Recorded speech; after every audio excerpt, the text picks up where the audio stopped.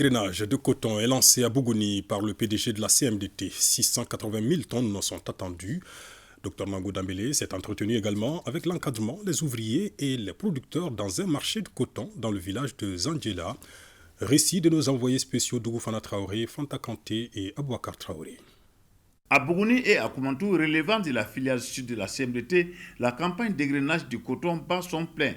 Résultat, les cours des 3 usines visitées de Bougouni et de Koumantou sont déjà remplis de balles de coton, d'où la satisfaction du visiteur du jour après avoir évalué ces 3 unités industrielles.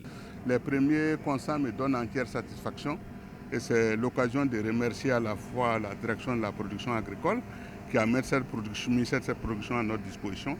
Ensuite, le directeur industriel et tout son staff. Comme vous le voyez, nous sommes à un excellent débit d'égrainage, pas de soucis majeurs. Tout est en règle pour le moment jusqu'ici. Et je crois que la cadence actuelle nous permet d'espérer que nous allons égrainer ça dans les meilleurs délais. Aujourd'hui, nous avons fait les premières prévisions au mois de juin, après les plantations, les emblavures. Avec les dégâts comme chaque année, on a perdu quelques superficies. Le comptage capsulaire qui se rapproche de la réalité nous donne à peu près 690 000 tonnes. La campagne de commercialisation du coton se déroule correctement à l'image du marché de Zanthiela, un village situé à 5 km de Zanthiebougou, sur la route de Kolondjeba. Zanthiela, c'est un marché coton de la ZPA de Zanthiebougou 2, dans le secteur de Koumantou.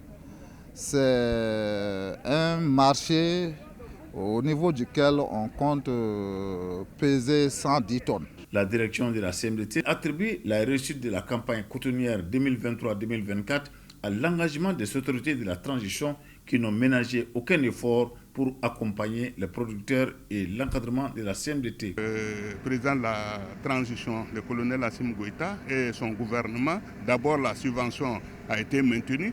On a augmenté le prix d'achat du coton. Ensuite, toutes les facilités ont été mises à la disposition de la CMDT pour importer les produits jacides, malgré le fait que jusqu'au niveau de la CEDEAO, ça n'avait pas fait l'objet d'homologation. Un décret spécial a été pris, pas seulement au Mali, dans tous les pays de la région qui ont subi ces dégâts l'an passé.